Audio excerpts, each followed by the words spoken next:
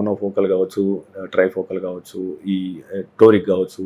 So ranges ఎట్లా ఉంటాయి అంటే మన పర్ఫెక్ట్ కంపెనీ బట్టి మారచ్చు. కంపెనీ అని కాదు, చెప్తున్నా కదా. సో ప్రొసీజర్ని బట్టి కూడా ఉంటుంది. ఒట్టి అల్ట్రాసౌండ్ మీద చేసేది లేదా ఈ లేజర్ వాడి చేసేది అట్లా దాన్ని బట్టి పరై మనకి 75,000 నుంచి 2 lakhs దాకా అలా ఉంటాయి. అంటే టోరిక్ లెన్స్ అనుకోండి, కొంచెం కాస్ట్ పెంచుతారు వాళ్ళు. అది ఇండియన్ అని కాదు, ఇంపోర్టెడ్ అని కాదు. మళ్ళీ ఎవరికైనా వాళ్ళకి ఆ ప్రొడక్షన్లో వాళ్ళు ఛార్జ్ చేస్తారు కదా మనకంతా.